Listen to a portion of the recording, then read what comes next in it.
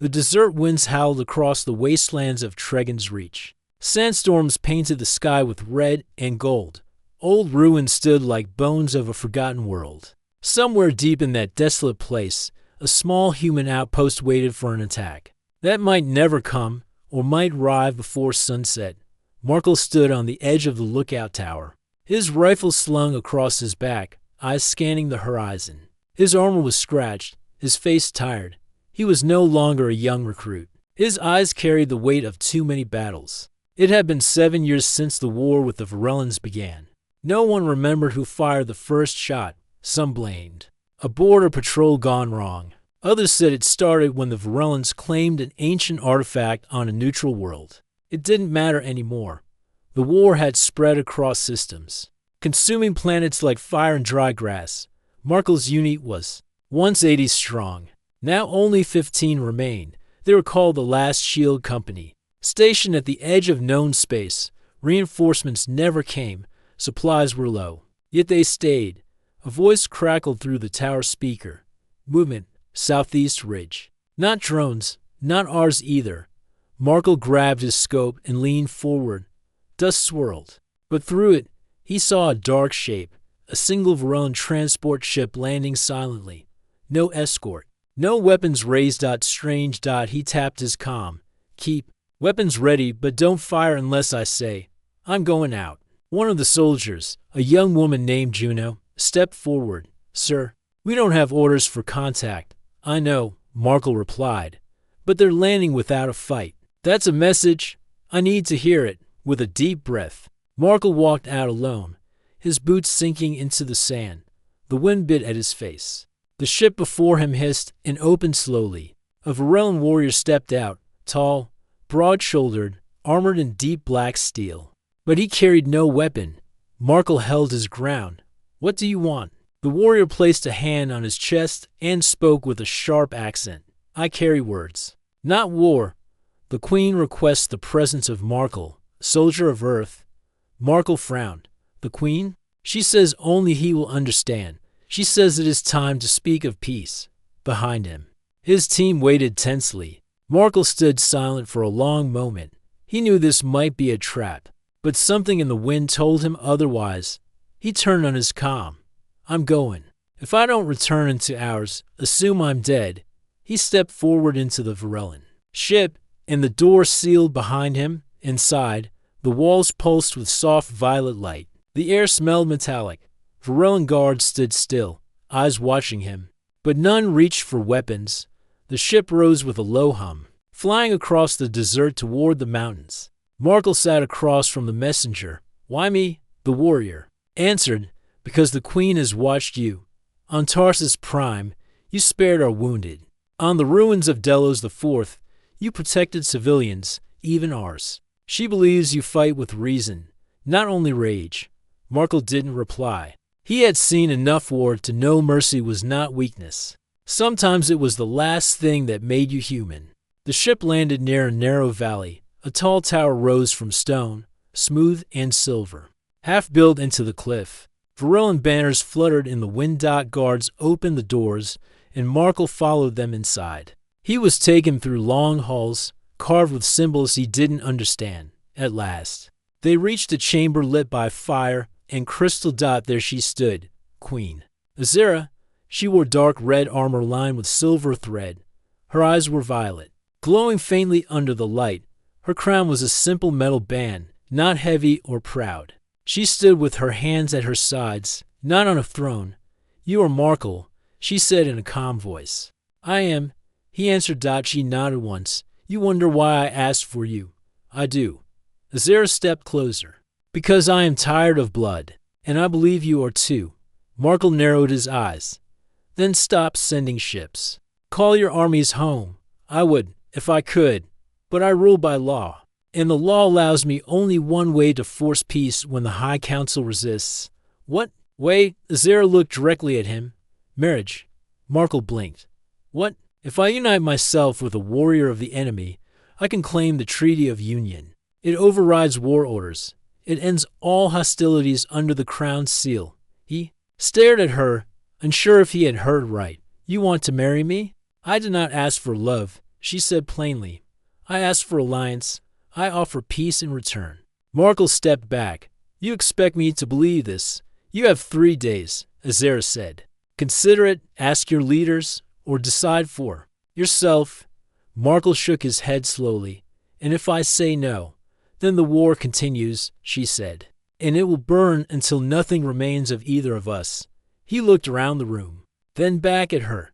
This is insane, perhaps, but it may also be the only way. The guards returned. One gestured to a guest chamber. Rest, food, has been prepared. You are not a prisoner here.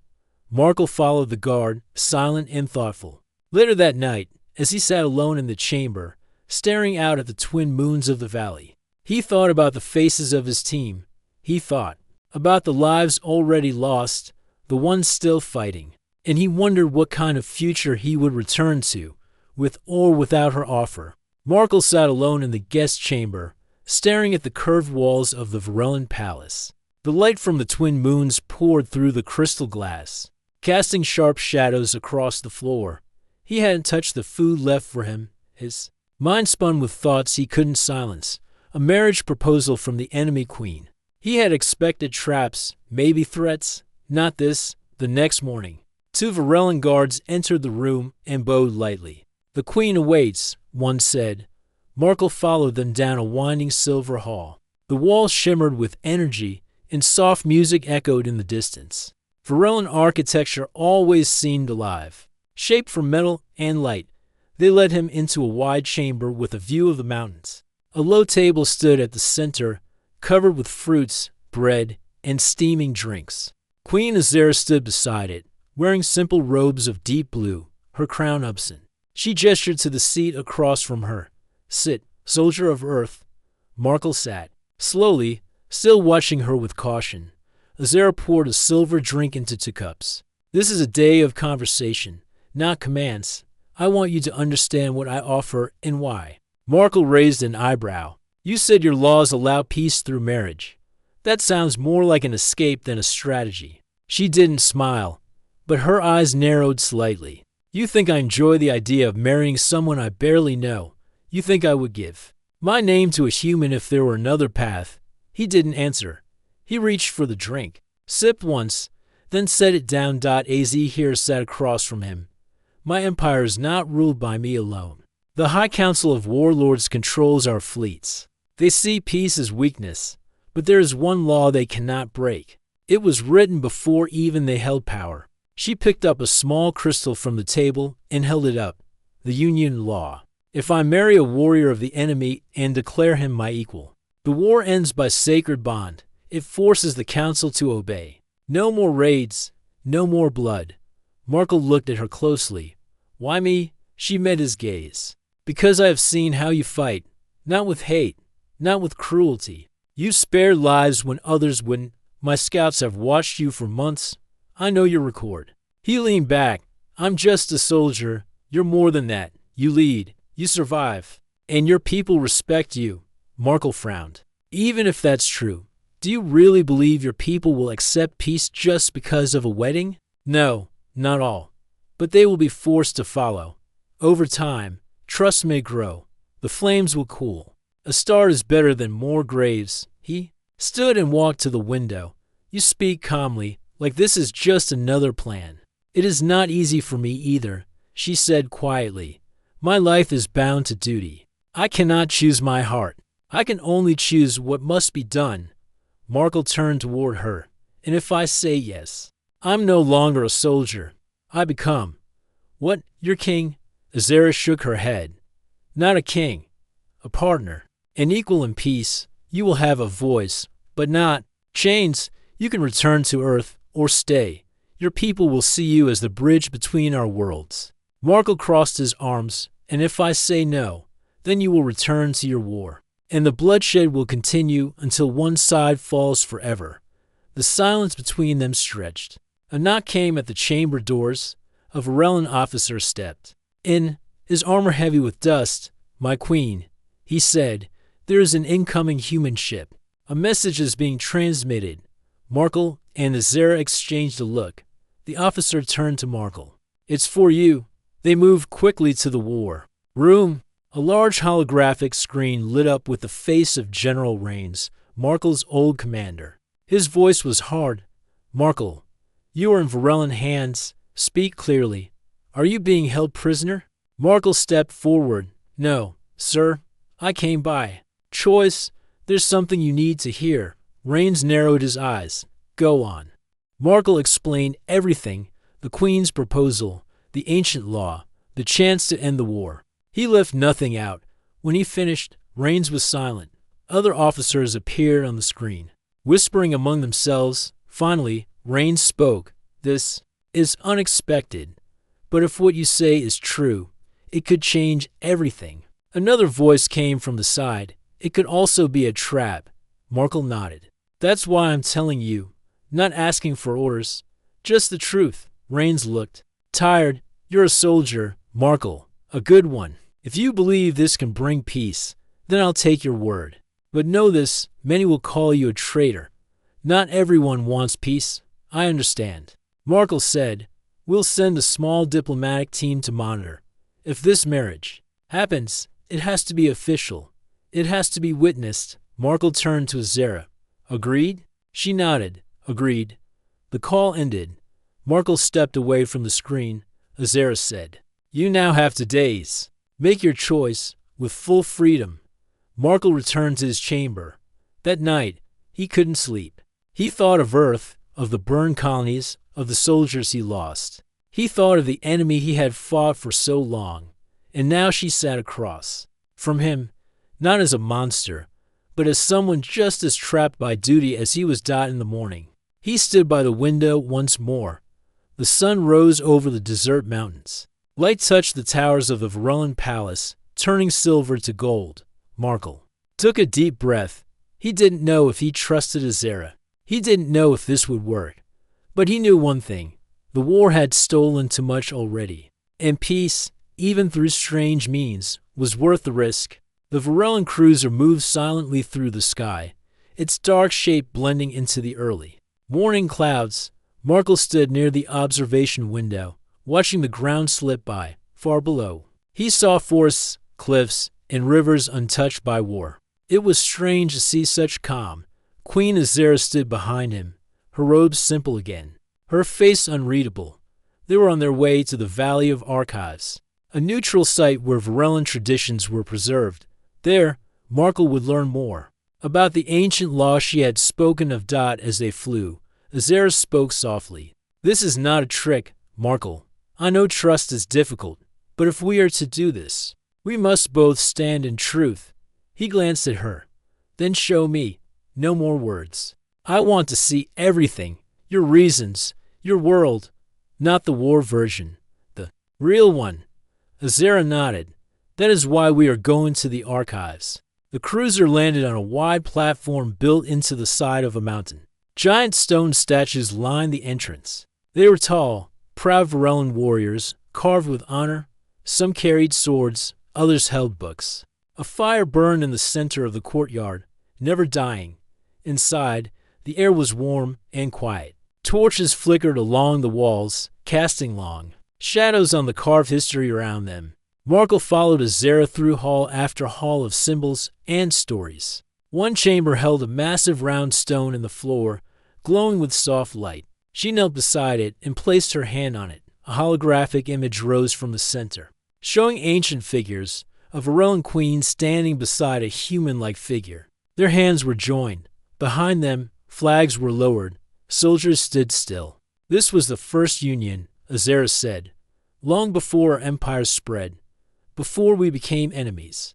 A queen, desperate to stop a war, joined with her enemies. Leader, and peace lasted 100 years. Markel looked at the figures. You believe this will happen again? She turned to him. I believe it can, but only if we both carry the weight. This isn't a marriage of love. It's a promise, a bond of will. He walked slowly around the stone. And what do I become if I do this? Some kind of symbol. You become my equal. By our law, the one I join gains rights to speak before the council. You will be able to stop battles, approve treaties, not just a symbol, a shield for both sides. Markle watched the flames in the nearby torch flicker. And what about the people who don't want peace? On my side, there are plenty. There are many on mine too, Azera said. Some will fight, some will try to break the bond. But once the union is sealed, they will not be able to stop it by force. Only time and patience can build what war destroyed. As they stood in the center of that quiet hall, the firelight danced across their faces. Markle saw no pride in her eyes, only purpose. He had spent years fighting shadows, hearing lies and orders from far-off generals. But here, in this stone hall full of ancient truth, something felt real. Later that evening, they sat by an open fire outside the archives. Guards stood nearby, but not too close.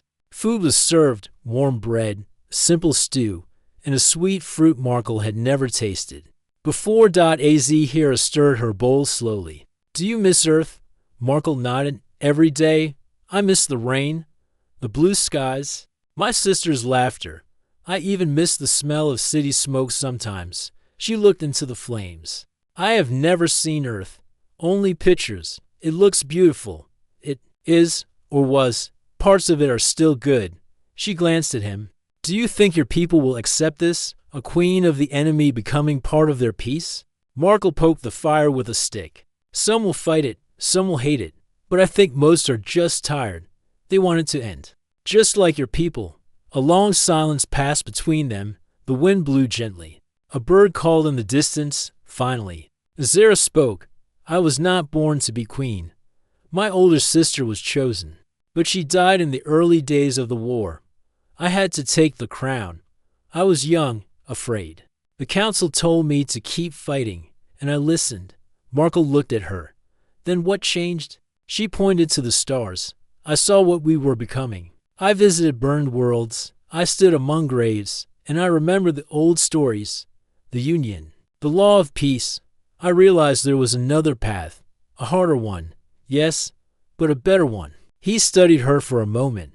You don't act like a queen. Good, she replied. Maybe that's why I still believe in change. That night, in the chamber prepared for him, Markle lay awake on a soft bed. He stared at the ceiling, listening to the soft hum of power through the walls. His thoughts were a storm. He thought of his fallen squad, of the children he had helped evacuate on Mars Station, of the Varellan prisoner he once saved when others said to let him die. Maybe Azera was right. Maybe there were still some things worth risking everything for. In the morning, a soft chime sounded. A guard outside the door spoke. The Queen requests your presence.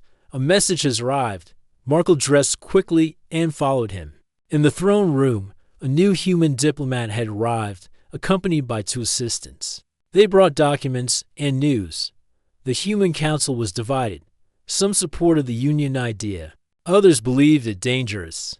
But they had agreed to witness the proposal and attend a formal meeting. On neutral ground. Markle turned to Azera. They're sending watchers. This is real now. She gave a short nod. It always was, for the first time. Markle didn't feel like a soldier standing before a ruler. He felt like something else, a part of something bigger. Later, as the sun set again behind the mountains, Markle stood on the balcony of the palace. He watched the sky turn gold. Behind him, footsteps approached. Azera joined him. No matter what happens next, she said, you have already changed everything. Markle didn't reply right away. Then he spoke quietly. I think I'm ready. She turned to face him. Then so am I. The sun had barely risen over the spires of the Varellan capital when the first transmission came through. It was urgent and direct from the human High Council. Markle stood in the central chamber of the palace beside Queen Azera, watching the message play on a tall crystal screen. A familiar face appeared, General Rains, his voice sharp and steady. The council has reviewed your decision, Markle. Some see your actions as bold. Others call it betrayal. This move is causing unrest across multiple colonies. There are protests. Some soldiers have refused orders. The people are divided. Markle felt his jaw tighten, but he said nothing. Rains continued. We have agreed to send an official team to witness the proposed union. However, this is not yet accepted as peace. You are not a diplomat. You are a soldier, and some fear. You are being used. The message ended. The screen dimmed. Silence filled the hall. Markle looked at Azera. That's the polite way of saying I'm on thin ice. Azera stepped forward. Calm but firm. They fear what they do not control. It is natural. My own counsel is no better. She turned toward her assistant, who bowed and brought forward a carved data tablet. On it were reports from across our empire. There have been 6 uprisings in the last 2 days. Azera said, 2 of my warlords have openly declared the Union invalid. One of them has moved ships toward the border, ready to break the ceasefire. Markle's hands curled into fists, so they're preparing to fight even if we go through with it. Yes, she said, because peace weakens their grip. War gives them power. They will not give it up easily. Markle stepped toward the window and looked at the city below. The streets were full of people. Some marched in silence. Some held banners, some in support, others in protest. This was never going to be easy, he said. No, Azera agreed. But now it is clear. The Union must be done in the open, witnessed by both sides. If we hide, they win. If we stand in light, they cannot deny it. Markle turned to her. Where? There's only one place where both sides have stood together. Without war, the old station on the edge of neutral space. It was once a trade hub. Now it is quiet, forgotten. But it still holds power. Then let's do it there. The Queen nodded. Prepare yourself. Once we step into that station, the eyes of 2 civilizations will be watching. The journey to the neutral station took 3 days. The transport ship carried both human and Varellan representatives. Guarded by mixed escorts, tension ran high. Every hallway felt like it might break into a fight. Markle sat in a room with the human delegates. One of them, a stern woman named Kira Dunn, spoke coldly. You understand what this looks like too many back home. You standing beside the enemy. Queen, joining hands. They see weakness. They see surrender. Markle kept his voice steady. They'll see strength when the shooting stops. Another delegate, a younger man named Halden, leaned forward. Do you trust her? Truly? Markle paused. She wants peace more than anyone I've met in this war. She's risking her life to stop it. That means something. Kira shook her head. Or it's the best trap we've ever walked into. Markle stood. If we keep thinking like that, this war will never end. He left the room without waiting for a reply.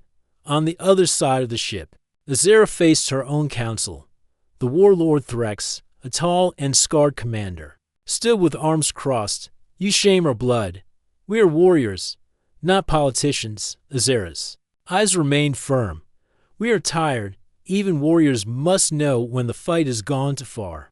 Another elder spoke. You use old laws for new times. The people will not accept this. Azera lifted her chin. The law was written to protect us from endless war. Now I follow it, and if they reject peace, then let them answer for the next generation's ashes.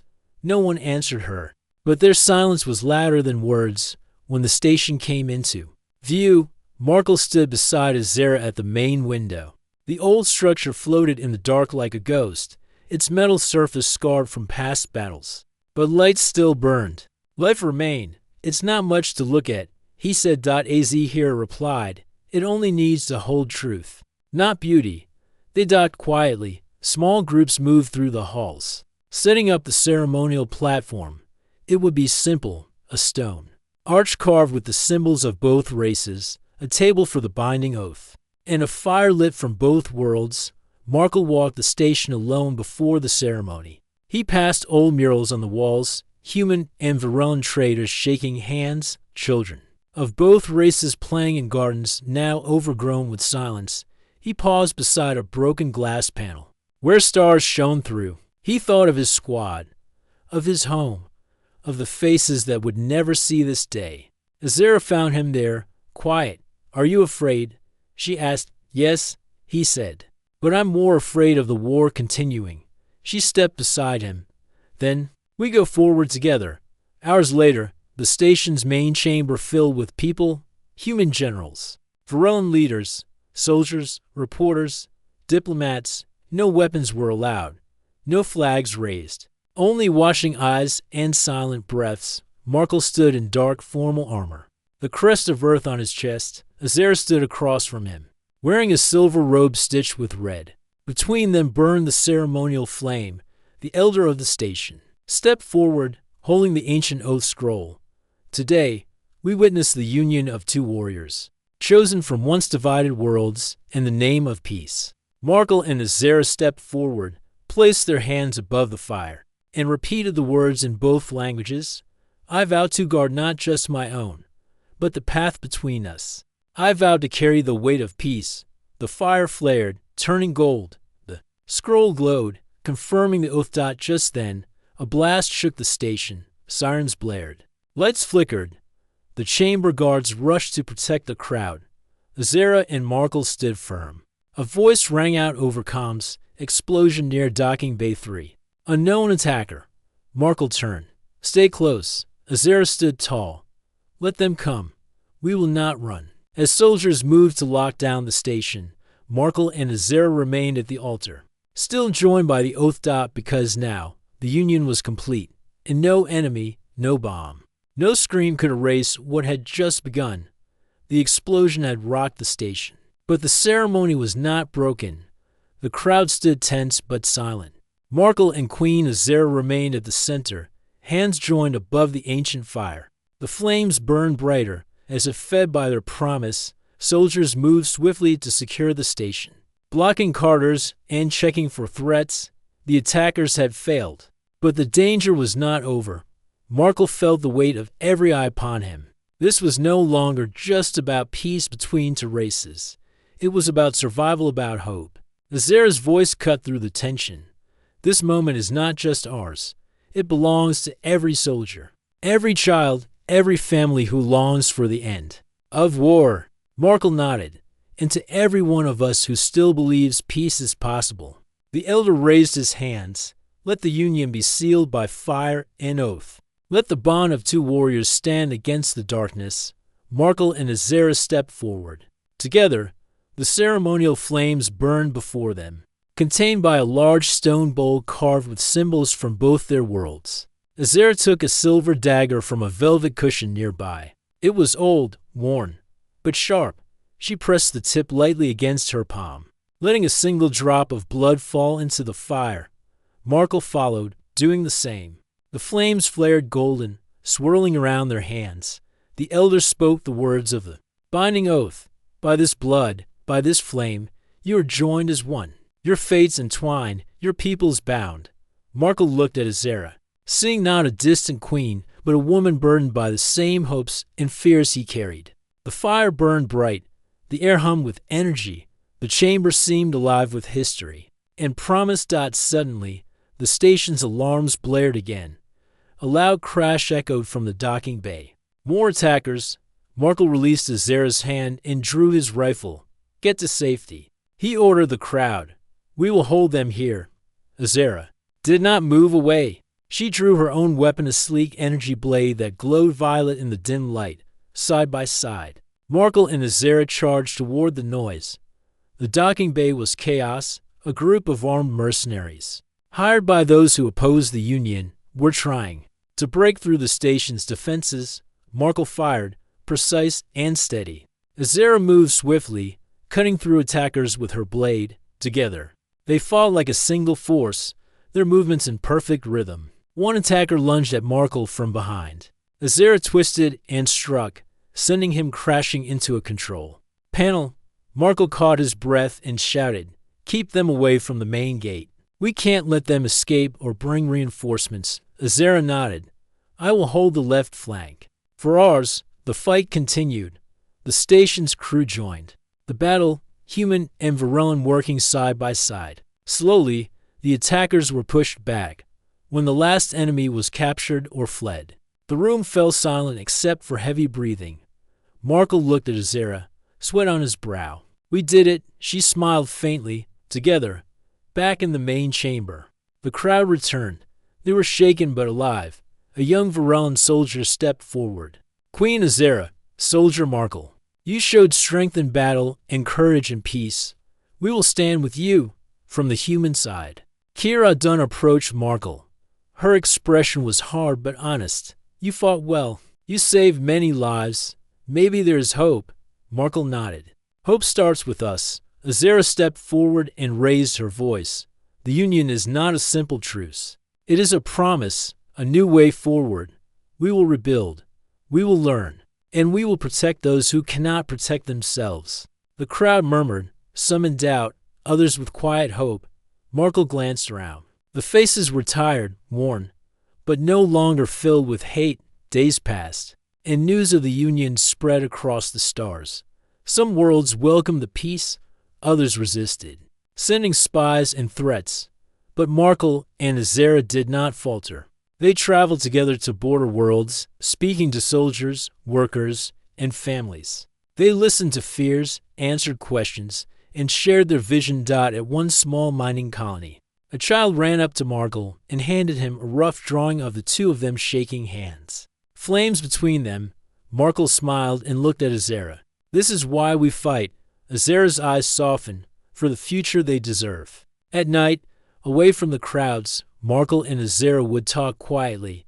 He learned about her childhood, the loss of her sister, the burden of the crown. She learned about his home, his family.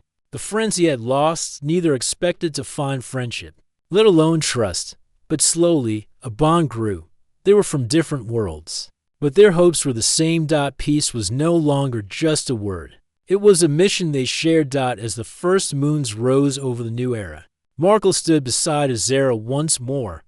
The fire of the Union burned in the great hall, its light warm and steady. He looked at the Queen, no longer just an enemy, but a partner. Whatever comes next, he said, we face it together. Azera nodded, together. And with that promise, the long night of war began to fade into dawn. The stars outside the palace windows twinkled cold and distant. Markle stood silently, looking out over the Varellan capital city.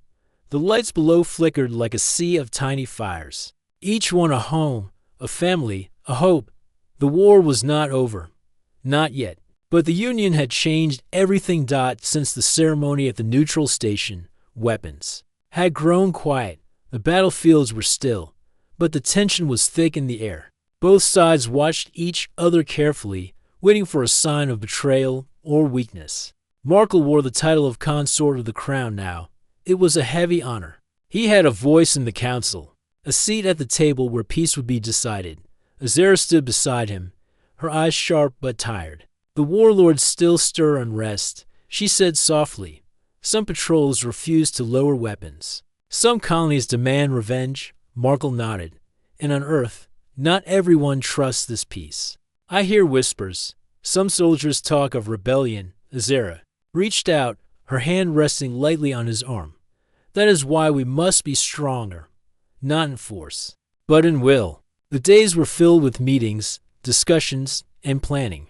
Human diplomats and Varellan leaders met in the grand halls, some still suspicious, some hopeful. Markle spent long hours listening to voices from both sides, trying to build bridges. One afternoon, a young human envoy named Mira approached him. Consort Markle, the colonies on Mars want more security. They fear the Varellan patrols will attack again. Markle placed a hand on her shoulder. We must show them we mean peace. I will arrange joint patrols. Soldiers from both sides will work together. We need trust, not fear. Mira smiled faintly. It will take time. Markle smiled back. Peace always does. Azera called a meeting of the High Council. The warlords sat around a massive stone table, their faces hard. You expect us to trust a human? Growled Warlord Threx. He is a soldier of our enemy. This union weakens our empire. Azera stood tall. He is not just a soldier. He is a symbol of our future. We cannot fight forever. Our people are tired.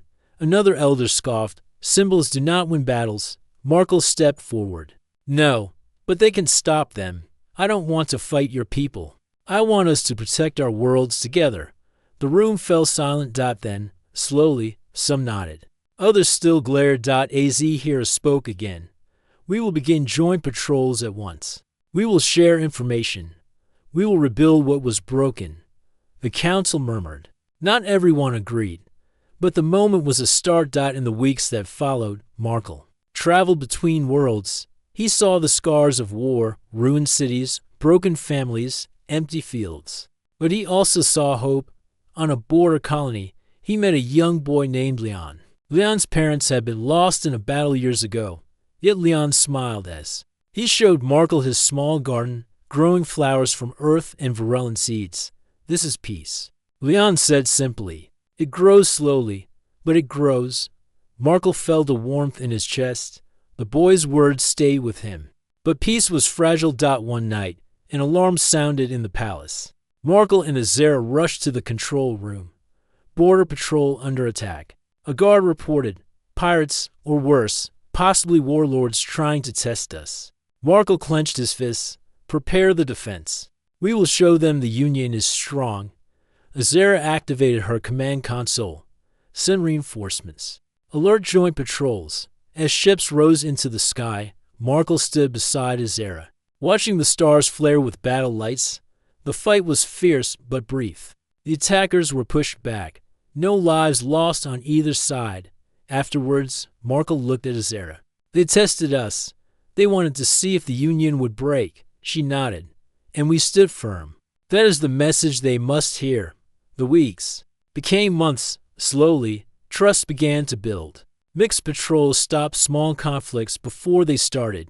Trade resumed along old routes. Children of both races attended new schools together. Markle and Azera's bond grew stronger too. They spent quiet evenings talking, laughing, sometimes arguing. They learned from each other, sharing hopes and fears. One evening, as they walked through the palace gardens, Markle said, "I never thought I'd find peace in the arms of my enemy." Azera smiled softly. "Neither did I, but here we are." They paused beneath the stars. Markle took her hand. "Thank you for giving us a chance." Azera looked into his eyes. "Thank you for believing it was possible." But the peace was still young. Shadows lingered. In a hidden corner of the Varellan Empire, warlords whispered. On distant human worlds, rebels gathered. Some planned to break the Union. Markle knew the path ahead would be difficult, but for the first time in years, he felt hope. The future was uncertain, but it was theirs to shape. The sun rose slowly over the twin planets of the border system, casting warm light on a new day. Markle stood on the balcony of the Varellan Palace, his eyes watching the horizon where the stars still faded. Beside him, Queen Azera appeared calm but tired. The months since their union had been filled with challenges, battles, betrayals, and broken promises, but also moments of hope and healing. Markle turned to her. "The war is not over, but I feel like something has changed." Azera nodded. "The old hatred is fading. New bonds are forming. It is a slow fire, but a steady one." A soft breeze stirred their clothes. Below them, the city bustled with life, children playing, traders selling goods, soldiers on patrol. The once divided worlds now shared more than just a fragile peace.